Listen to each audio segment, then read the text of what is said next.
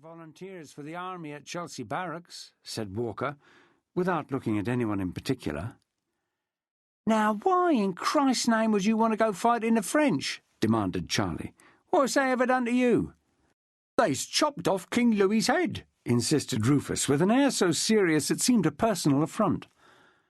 "Good luck to them, I say," Abel Scrivens growled. "That ain't right," Rufus protested. "Why ever not?" the older man demanded, eyes opening in surprise, for he had little love for anyone of means, soundly based on his having to deal with them. With age on his side and a placid manner, Abel Scrivens was the one who sorted out the work they undertook, the fee for their labour, and the time they were given to complete the task. That followed by the inevitable haggle over payment. "They're chopping heads off all and sundry," the boy mumbled, now sounding uncertain, for he had learnt to be cautious when arguing with the older man. "And it stands to reason there'll be good folks among 'em."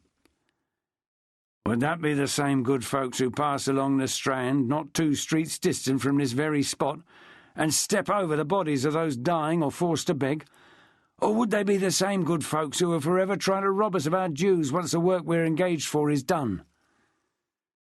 Scrivens shook his head in wonder at what he saw as the boy's innocence. Charlie Taverner knew Abel would want to put young Rufus right, to let him know that the boy was a fool for his view of the world, but he also knew that Abel's manner would add nothing in the way of cheer. Rufus, likewise, would resent being hectored, so Charlie, with another sweep of the tankard, adopted his usual ploy when dispute threatened the mood. "Talking of kings and the like, did I ever tell you about the occasion I got myself carried round London in a coach and four?" "Not above a dozen times," groaned Ben Walker, the lilt of his West Country drawl taking the sting out of the complaint. And since no one really wanted to dwell on their situation or engage in an argument about whether it was right to kill folks, even if they were French dogs and rich with it, Charlie was allowed to retell an oft-repeated tale from his seemingly charmed past. He had been a sharp, the best working in Covent Garden, he claimed, able to spot a country flat lost in the London maze quicker than most could blink.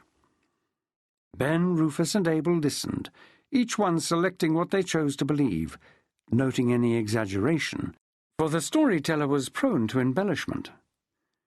Charlie took them from the moment when he spotted his mark, a stranger to the city, young, gormless, with more of substance in his purse than his head, to when he persuaded him to empty that purse on clothes, suppers, hands of cards, and willing whores, all at the whim of his well-heeled but momentarily embarrassed friend, handsome Charlie Taverner.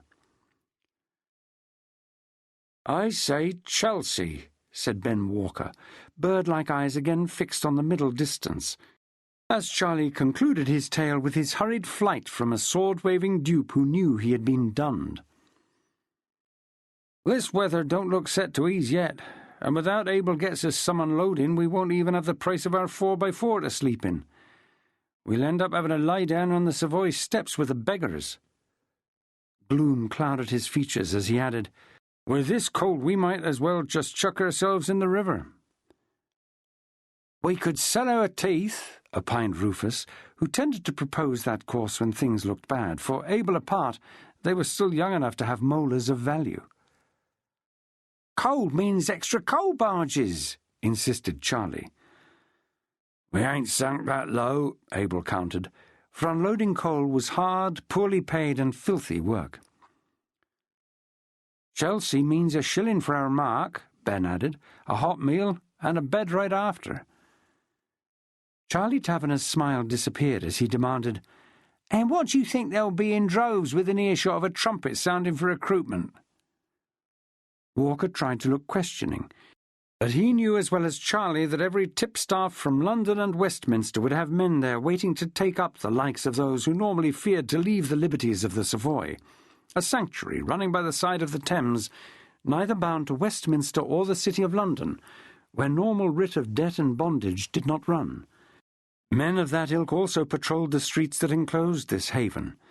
Never mind Chelsea, just getting past them would require sharp wits. "Charlie has a right of it, Ben," said Abel.